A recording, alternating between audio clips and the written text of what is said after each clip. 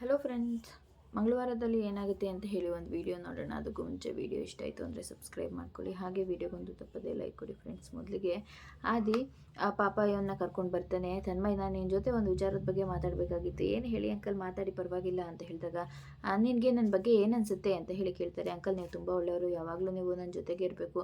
ನಾವೆಲ್ಲರನ್ನೂ ಖುಷಿಯಾಗಿರೋದಕ್ಕೆ ನೀವು ಕಾರಣ ಆಗ್ತೀರಾ, ತಮಾಷೆಯಾಗಿರ್ತೀರಾ, ನಂಗೆ ತುಂಬ ಇಷ್ಟ ಆಗುತ್ತೆ. ನಮ್ಮ ಮನೆಯಲ್ಲಿ ನೀವು ಒಬ್ರು ಆಗಬೇಕು ಅಂತ ಹೇಳಿ ಹೇಳ್ತಾ ಇರ್ತಾನೆ. ಇನ್ನೂ ವಿಚಾರ ಮುಚ್ಚಿಡೋದ್ರಲ್ಲಿ ಯಾವ ಅರ್ಥನೂ ಇಲ್ಲ. ತನ್ಮಯ್, ನಾನು ಈ ವಿಚಾರದ ಬಗ್ಗೆ ನಿನಗೆ ನೇರವಾಗಿ ಹೇಳ್ತೀನಿ. ನೀನೇನೋ ಬೇಜಾರು ಮಾಡ್ಕೋಬೇಡ, ಕೋಪ ಮಾಡ್ಕೋಬೇಡ ಅಂತ ಹೇಳಿದಾಗ, ಅದೇನು ಹೇಳಿ ಅಂಕಲ್ ಅಂತ ಹೇಳ್ತಾನೆ. ನಾನು ನಿಮ್ಮ ಮನೆಯಲ್ಲಿ ಒಬ್ಬನಾಗಬೇಕು ಅಂತ ಹೇಳಿ ನಾನು ಆಸೆ ಪಟ್ಟಿದ್ದೀನಿ. ನಿನಗೆ ಮತ್ತು ತನ್ವಿಗೆ ಇಬ್ಬರಿಗೂ ಕೂಡ ತಂದೆ ಸ್ಥಾನದಲ್ಲಿ ನಿಂತ್ಕೋಬೇಕು. ಅದಕ್ಕೆ ಭಾಗ್ಯವ್ರನ್ನ ನಾನು ಮದುವೆ ಆಗಬೇಕು ಅಂತ ಅಂದ್ಕೊಂಡಿದ್ದೀನಿ. ಇದಕ್ಕೆ ನೀನು ಒಪ್ಪಿಗೆ, ನೀನು ಏನು ಹೇಳ್ತೀಯಾ ಅಂತ ಹೇಳಿ ಕೇಳ್ತಾರೆ. ತನ್ಮಯ್ ಫುಲ್ಲು ಕೋಪ ಮಾಡಿಕೊಂಡು ಅಲ್ಲಿಂದ ಹೊರಟೋಗ್ಬಿಡ್ತಾನೆ. ತನ್ಮಯ್ ನಿಂತ್ಕೊಳ್ಳೋ ಅಂತ ಹೇಳಿ ಕೂಗ್ತಾ ಇದ್ರು ಕೂಡ ಏನು ಮಾತಾಡದೆ ಅಲ್ಲಿಂದ ಹೋಗ್ಬಿಡ್ತಾನೆ. ಆಗ ಇವನಿಗೆ ತುಂಬಾ ಬೇಜಾರಾಗ್ತಾ ಇರುತ್ತೆ. ಅಯ್ಯೋ, ಇದೇನಪ್ಪ, ನಾನು ಇವನಿಗೆ ಈಗ ಹೇಳ್ಬಿಟ್ಟೆ, ಅವನು ಅದನ್ನೆಲ್ಲ ತಪ್ಪಾಗಿ ತಿಳ್ಕೊಂಬಿಟ್ನೋ ಏನೋ. ಇವಾಗ ಇವನು ಕೋಪ ಮಾಡ್ಕೊಂಡು ಹೋಗಿದ್ದಾನೆ, ಮುಂದೇನು ಮಾಡೋದು ಅಂತ ಹೇಳಿ ಭಯ ಪಡ್ಕೋತಾ ಇರ್ತಾನೆ. ಅದೇ ಟೈಮಿಗೆ ಅವ್ನು ಮತ್ತೆ ವಾಪಸ್ ಬಂದುಬಿಡ್ತಾನೆ. ಆಗ ತನ್ಮಯ್, ಯಾಕೋ ಏನಾಯಿತೋ, ಕೋಪ ಮಾಡ್ಕೊಂಡು ಹೊರಟೋಗ್ಬಿಟ್ರೆ ಹೇಗೋ, ನಿನ್ಗೆ ಇಷ್ಟ ಇಲ್ಲ ಅಂದರೆ ಹೇಳ್ಬೇಕಲ್ವೇನೋ ಅಂತ ಹೇಳಿ ಹೇಳ್ತಾ ಇರ್ತಾನೆ. ಅಂಕಲ್, ಅದು ಹಾಗಲ್ಲ, ನಿಮಗೆ ತುಂಬ ಭಯ ಆಯಿತಾ, ನಾನು ನಿಮಗೆ ಬೇಕು ಅಂತಲೇ ಈ ರೀತಿ ತಮಾಷೆ ಮಾಡಿದ್ದು ಅಂತ ಹೇಳ್ತಾನೆ. ತಮಾಷೆನಾ ಅಂತ ಹೇಳಿದಾಗ, ಹೌದು, ತಮಾಷೆನೇ ಮಾಡಿದ್ದು. ನೀವು ನನಗೆ ಯಾವಾಗಲೂ ತಮಾಷೆ ಮಾಡ್ತಿರ್ತೀರ ಅಲ್ವಾ, ಅದಕ್ಕೆ ನಾನು ನಿಮ್ಗೆ ತಮಾಷೆ ಮಾಡಿದೆ. ನೀವು ನಮ್ಮ ಅಮ್ಮನ ಮದುವೆ ಆಗ್ತೀರಾ ಅಂತಂದರೆ ನಂಗೆ ತುಂಬ ಖುಷಿಯಾಗುತ್ತೆ. ನಮ್ಮ ಅಮ್ಮನೂ ಯಾವಾಗಲೂ ಖುಷಿಯಾಗಿರ್ತಾಳೆ ಅಂಕಲ್, ನನಗಂತೂ ಫುಲ್ ಒಪ್ಪಿಗೆ ಇದೆ ಅಂತ ಹೇಳಿ ಹೇಳ್ತಾನೆ.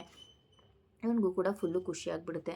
ಅದಾದಮೇಲೆ ಈ ಕಡೆ ಅವಳು ತನ್ವಿ ಮಾತಾಡಿಸ್ತಾ ಇರ್ತಾಳೆ. ಅವರಪ್ಪನ ಶ್ರೇಷ್ಠ ಅವ್ರ ಕಡೆ ಬರ್ತಾಳೆ. ಬಂದ ತಕ್ಷಣವೇ, ಏನು ಭಾಗ್ಯ, ತುಂಬಾ ಖುಷಿಯಾಗಿದೆ ಅನಿಸುತ್ತೆ, ನನ್ನ ಗಂಡನ ಒಳಗಡೆ ಕಳಿಸಿ ನೀನು ಇನ್ನು ಅವನು ವಾಪಸ್ ಬರೋದಿಲ್ಲ ಅಂತ ಖುಷಿ ಪಡ್ತಾ ಇದೆಯಾ ಅನಿಸುತ್ತೆ ಅಲ್ವಾ ಅಂತ ಹೇಳಿದಾಗ, ಶ್ರೇಷ್ಠ, ಏನಾಗಿದೆ ನಿನಗೆ, ಸುಮ್ಮನೆ ಮಾತಾಡಿಸಿ ಯಾಕೆ ಯಾವಾಗಲೂ ಕೂಡ ಬೈಸ್ಕೊಂಡು ಹೋಗ್ತೀಯಾ, ನಾನೇನಾದರೂ ಹೇಳಿದ್ನಾ, ಅವರು ಜೈಲಿಗೆ ಹೋಗಿರೋದು ನನಗೆ ಖುಷಿಯಾಗಿದೆ ಅಂತ ಹೇಳಿ.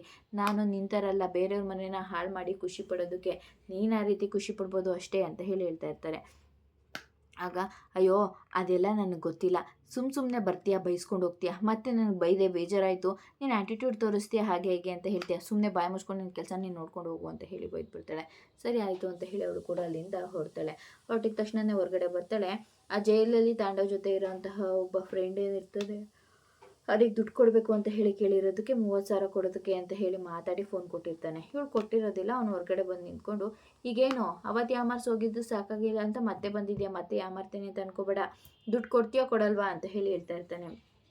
ಆಗ, ಯಾವ ದುಡ್ಡು, ನನ್ನ ಹತ್ರ ಇವಾಗ ದುಡ್ಡಿಲ್ಲ ಅಂದರೆ ಹೇಳೋ, ಬ್ಯೂಟಿಫುಲ್ ಆಗಿರೋ ಈ ಕಾರ್ ಗ್ಲಾಸನ್ನು ಬ್ಯೂಟಿಫುಲ್ ಇಲ್ಲದೆ ಇರೋ ಥರ ಮಾಡಿಬಿಡ್ತೀನಿ ಅಂತ ಹೇಳಿ ಹೇಳ್ತಾ ಇರ್ತಾನೆ. ಏನಾಗಿದೆ ನಿನಗೆ, ಕಾರ್ ಗ್ಲಾಸ್ ಎಲ್ಲ ಯಾಕೆ ಹೊಡೆದಾಕ್ತೀಯಾ ಅಂತ ಹೇಳಿದಾಗ, ಮತ್ತೆ ದುಡ್ಡು ಕೊಡ್ತೀನಿ ಅಂತ ಹೇಳಿದ್ಯಲ್ವಾ, ಸುಮ್ಮನೆ ದುಡ್ಡು ಕೊಡು ಅಂತ ಹೇಳಿ ಹೇಳ್ತಾ ಇರ್ತಾನೆ. ಈಗ ನನ್ನ ಹತ್ರ ದುಡ್ಡಿಲ್ಲ, ಆದರೆ ಇನ್ನೊಂದು ಸ್ವಲ್ಪ ದಿನ ಆದಮೇಲೆ ಬೇಕಿದ್ರೆ ನಿನಗೆ 3 ಲಕ್ಷ ದುಡ್ಡು ಕೊಡ್ತೀನಿ ಅಂತ ಹೇಳಿ ಹೇಳ್ತಾಳೆ. ಹೇಳು, 3 ಲಕ್ಷ? ನಿನ್ನ ಹತ್ರ ಇವಾಗ 30,000ನೇ ಇಲ್ಲ, ನೀನು 3 ಲಕ್ಷ ದುಡ್ಡು ಕೊಡ್ತೀಯಾ, ನಾನು ಅದನ್ನು ನಂಬ್ಕೊಂಡು ನಿನ್ನನ್ನು ಇಲ್ಲಿ ಬಿಟ್ಟೋಗ್ಬೇಕಾ ಅಂತ ಹೇಳಿದಾಗ, ನೋಡು, ಇವಾಗ ನನ್ನ ಹತ್ರ ದುಡ್ಡಿಲ್ಲ, ಏನು ಬೇಕಿದ್ರು ಮಾಡ್ಕೊ ಅಂತೀಯಾ ಅಂತ ಹೇಳಿ ಗ್ಲಾಸ್ ಹೊಡಿಯೋದಕ್ಕೆ ಹೋಗ್ತಾನೆ. ನಿನ್ಕೋ, ನಿಜವಾಗ್ಲೂ ಹೇಳ್ತಾ ಇದ್ದೀನಿ, ನನ್ನ ಹತ್ರ ಇವಾಗ ದುಡ್ಡಿಲ್ಲ ಅಂತ ಹೇಳಿ ಹೇಳ್ತಾ ಇರ್ತಾಳೆ. ದುಡ್ಡಿಲ್ಲ ಅಂದರೆ ನಾನೇನು ಮಾಡೋದಕ್ಕಾಗುತ್ತೆ, ಈ ಚೈನ್ ಇದೆಯಲ್ಲ, ಈ ಚೈನ್ನ ಕೊಡು ಅಂತ ಹೇಳಿ ಕೇಳ್ತಾ ಇರ್ತಾನೆ. ಆಗ, ಏನು, ಈ ಚೈನ್ ಸಾಕಾ ನಿನಗೆ, 3 ಲಕ್ಷ ದುಡ್ಡು ಬೇಡ, ಬರೀ 30,000 ಆದರೆ ಸಾಕಾ ಅಂತ ಹೇಳಿ ಕೇಳ್ತಾ ಇರಬೇಕಿದ್ರೆ, 30,000 ಬೇಕು ಅಂತ ಹೇಳಿ ಹೇಳ್ತಾ ಇರ್ತಾನೆ. ಸರಿ ಆಯಿತು, ಇನ್ನೊಂದು ವಾರ ಬಿಟ್ಕೊಂಡು ನನಗೆ ಲಕ್ಷ ಅಲ್ಲ ಕೋಟಿ ದುಡ್ಡು ಬರೋದಿದೆ, ಅದು ಬಂದಾಗ 3 ಲಕ್ಷ ದುಡ್ಡನ್ನ ನಿನ್ನ ಮುಖದ ಮೇಲೆ ಬಿಸಾಕ್ತೀನಿ ಅಂತ ಹೇಳಿ ಹೇಳ್ತಾ ಇರ್ತಾಳೆ. ಆಗ, ಏನು, 3 ಲಕ್ಷ ಕೊಡ್ತೀಯಾ, ನೋಡು, ಈ ಮಾತನ್ನು ನಂಬ್ಕೊಂಡು ನಾನು ಇವತ್ತು ಹೋಗ್ತೀನಿ, ಆದರೆ ನಾನು ನಿನ್ನ ಮೇಲೆ ನಂಬಿಕೆ ಇಡೋದಕ್ಕಾಗೋದಿಲ್ಲ, ನೀನು ನಿಮ್ಮ ಮನೆ ಅಡ್ರೆಸ್ಸು ಫೋನ್ ನಂಬರ್ ಕೊಡು ಅಂತ ಹೇಳಿ ಹೇಳ್ತಾ ಇರ್ತಾಳೆ. ಆಗ, ಅದು ಫೋನ್ ನಂಬರು ಅಂತ ಹೇಳಿದಾಗ, ನಂಬರ್ ಕೊಡು, ನಂಬರ್ ಕೊಟ್ಟು ನಾನು ಫೋನ್ ರಿಂಗ್ ಆದಮೇಲೆ ನೀನು ಹೋಗಬೇಕಾಗಿರೋದು ಅಂತ ಹೇಳಿ ಹೇಳ್ತಾ ಇರ್ತಾನೆ.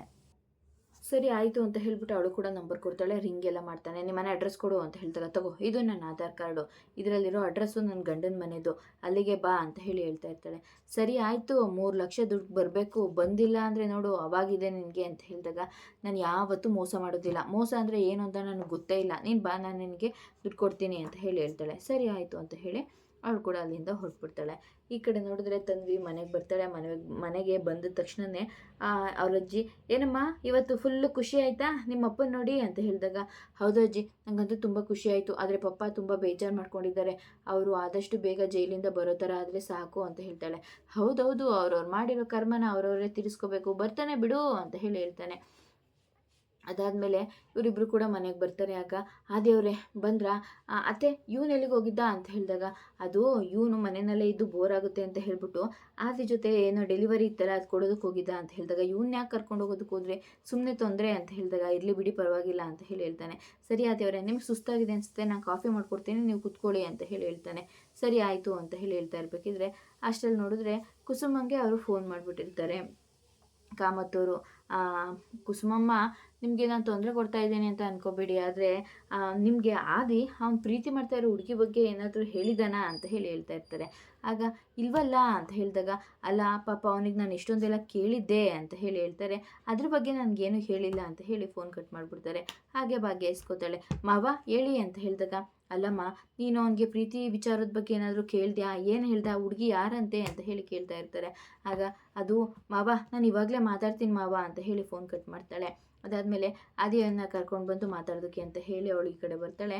ಈ ಕಡೆ ನೋಡಿದ್ರೆ ಇವನು ಡ್ರಾಯಿಂಗ್ ಮಾಡ್ಕೊಂಡು ಕೂತಿರ್ತಾನೆ ಗುಂಡಣ್ಣ. ಅಕ್ಕ ನೋಡಿಲಿ ನಮ್ಮ ಫ್ಯಾಮಿಲಿ ಫಿಗರ್ ಹೇಗಿದೆ ಅಂತ ಹೇಳಿದಾಗ, ವಾವ್ ಇದೇನೋ ಹೀಗೆ ಅಂತ ಹೇಳಿದಾಗ, ಇದು ನಾನು, ಇದು ನೀನು, ಇದು ಅಮ್ಮ, ಇದು ಪಪ್ಪ ಅಂತ ಹೇಳಿದಾಗ, ವಾವ್ ಪಪ್ಪ ಕಂಡ್ರೆ ಆಗೋದೇ ಇಲ್ಲ, ಚೀಟಿಂಗ್ ಅಂತ ಹೇಳ್ತಾ ಇದ್ದೆ, ಇವಾಗ ನೋಡಿದ್ರೆ ಡ್ರಾಯಿಂಗ್ ಬಿಡಿಸಿದ್ಯಲ್ಲೋ ಅಂತ ಹೇಳಿದಾಗ, ಇದು ತಾಂಡವ ಪಪ್ಪ ಅಲ್ಲ, ಹಳೆ ಪಪ್ಪ ಅಲ್ಲ, ಇದು ಹೊಸ ಪಪ್ಪ ಅಂತ ಹೇಳಿ ಹೇಳ್ತಾ ಇರ್ತಾನೆ.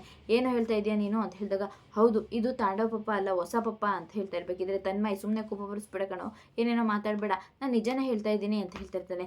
ಸುಮ್ಮನೆ ಕೋಪ ಬರಿಸ್ಬೇಡ, ಈ ಡ್ರಾಯಿಂಗ್ ಎಲ್ಲ ಅರ್ಧಾಕು ಅಂತ ಹೇಳಿ ಅರ್ಧ ಬಿಸಾಕ್ಬಿಡ್ತಾಳೆ. ಆಗ ಏನಾಗಿದೆ ರಾಕ್ಷಸಿ, ನನ್ನ ಡ್ರಾಯಿಂಗ್ ಎಲ್ಲ ಅರ್ಧ ಆಗ್ತೀಯಲ್ಲ ಅಂತ ಹೇಳಿ ಕೋಪ ಮಾಡ್ಕೊಂಡು ಬೈತಾ ಇರ್ತಾನೆ. ಅಷ್ಟರಲ್ಲಿ ಸುನಂದ ಬರ್ತಾಳೆ. ಏನಾಯ್ತು, ಯಾಕೆ ಹಿಂಗೆ ಆಡ್ತಾ ಇದೆಯಾ, ನೋಡಜ್ಜಿ ಏನೇನೋ ಮಾತಾಡ್ತಾ ಇದ್ದಾನೆ ಅಂತ ಹೇಳಿದಾಗ, ಏನು ಮಾತಾಡ್ದ, ಅವ್ನು ಚಿಕ್ಕೋನಲ್ವಾ, ಬಿಡು ಹೋಗ್ಲಿ, ಹೇ ಗುಂಡಣ್ಣ ನೀನು ಹೋಗೋ ಆಚೆ ಆಟ ಆಡ್ಕೋ ಅಂತ ಹೇಳಿ ಕಳಿಸ್ತಾರೆ.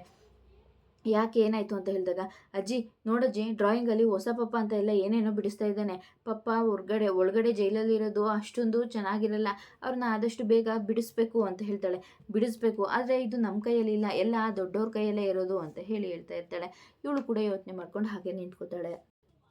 ಈ ಕಡೆ ಆದಿಯವರೇ ನಾನು ಈ ವಿಚಾರದ ಬಗ್ಗೆ ಯಾವಾಗಲೂ ಮಾತಾಡ್ತಾ ಇರ್ತೀನಿ ಅಂತ ಹೇಳಿ ನೀವು ಬೇಜಾರು ಮಾಡ್ಕೋಬೇಡಿ, ಆದರೆ ಈ ವಿಚಾರದ ಬಗ್ಗೆ ನಾನು ಮಾತಾಡಲೇಬೇಕು. ಮಾವ ಫೋನ್ ಮಾಡಿದ್ರು, ನೀವು ನಿಮ್ಮ ಪ್ರೀತಿ ವಿಚಾರದ ಬಗ್ಗೆ ಅವ್ರಿಗೆ ಹೇಳಬೇಕು ಅಥವಾ ಮದುವೆಗೆ ಒಪ್ಕೋಬೇಕಂತೆ. ಇರಲಿ ಬಿಡಿ ಭಾಗ್ಯ ನಾನೇ ಮಾತಾಡ್ತೀನಿ, ಏನು ಮಾತಾಡೋದಕ್ಕೆ ಹೊರಟಿದ್ದೀರಾ ನೀವು ಅಂತ ಹೇಳಿದಾಗ, ನನ್ನ ಪ್ರೀತಿ ವಿಚಾರದ ಬಗ್ಗೆ ಯಾರಿಗೂ ಏನೂ ಕೇಳಬೇಡಪ್ಪ ಅಪ್ಪ, ನನ್ನ ನಿರ್ಧಾರ ನಾನೇ ತೊಗೋತೀನಿ ಅಂತ ಹೇಳ್ತೀನಿ, ಭಾಗ್ಯವ್ರಿಗೆ ತೊಂದರೆ ಕೊಡಬೇಡ ಅಂತ ಹೇಳ್ತೀನಿ ಅಂತ ಹೇಳಿ ಹೇಳ್ತಾ ಇರ್ತಾನೆ.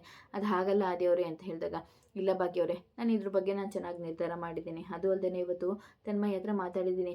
ಏನು ಹೇಳ್ತಾ ಇದ್ದೀರಾ ಆದಿಯವರೇ, ತನ್ಮಯ್ ಹತ್ರ ನೀವು ಈ ವಿಚಾರದ ಬಗ್ಗೆ ಮಾತಾಡಿದ್ರಾ, ಹೌದು ಅವನು ತುಂಬ ಖುಷಿಪಟ್ಟಿದ್ದಾನೆ, ಅವನು ಇನ್ನೂ ಚಿಕ್ಕ ಹುಡುಗ, ಅವನ ಹತ್ರ ನಿರ್ಧಾರ ಮಾಡುವಂಥ ಕೆಲಸ ಯಾಕೆ ಮಾಡಿದ್ರಿ, ಅವನಿಗೆ ಯಾಕೆ ವಿಚಾರನ ಹೇಳಿದ್ರಿ ಅಂತ ಹೇಳಿ ಇವಳು ಕೂಡ ತುಂಬಾ ಬೇಜಾರು ಮಾಡ್ಕೋತಾ ಇರ್ತಾಳೆ. ಈ ಕಡೆ ನೋಡಿದ್ರೆ ಕುಸುಮಂಗೆ ಮತ್ತೆ ಫೋನ್ ಮಾಡಿ, ಕುಸುಮಮ್ಮ ನೀವು ಅಂತ ಹೇಳಿದಾಗ, ನೋಡಿ ಅವನು ನಾನು ಯಾರಿಗೂ ಹೇಳೋದಿಲ್ಲ ಅನ್ನೋ ನಂಬಿಕೆ ಮೇಲೆ ನನಗೆ ವಿಚಾರನ ಹೇಳಿದ್ದಾನೆ, ಆದರೂ ಪರವಾಗಿಲ್ಲ, ನಾನು ನಿಮಗೊಂದು ಸಣ್ಣದಾಗಿ ಸೂಕ್ಷ್ಮವಾಗಿ ಒಂದು ಕ್ಲೂ ಕೊಡ್ತೀನಿ. ಏನು ಅಂತ ಹೇಳಿದಾಗ, ಆ ಹುಡುಗಿ ನಿಮಗೆ ಗೊತ್ತಿರೋ ಹುಡುಗಿನೇ ಅಂತ ಹೇಳಿ ಹೇಳ್ತಾರೆ. ಏನು ನನಗೆ ಗೊತ್ತಿರೋ ಹುಡುಗಿನ ನಮ್ಮದಿ ಪ್ರೀತಿ ಮಾಡ್ತಾ ಇದ್ದಾನ ಅಂತ ಹೇಳಿ ಇವನು ಫುಲ್ ಖುಷಿಯಿಂದ ಯೋಚನೆ ಮಾಡ್ಕೊಂಡು ನಿಂತ್ಕೊಂಡಿರ್ತಾನೆ. ಇದಿಷ್ಟು ಮಂಗಳವಾರದ ವಿಡಿಯೋ ಇಷ್ಟ ಆಯಿತು ಅಂದರೆ ಸಬ್ಸ್ಕ್ರೈಬ್ ಮಾಡ್ಕೊಳ್ಳಿ, ಹಾಗೆ ವಿಡಿಯೋಗೊಂದು ತಪ್ಪದೆ ಲೈಕ್ ಕೊಡಿ ಫ್ರೆಂಡ್ಸ್.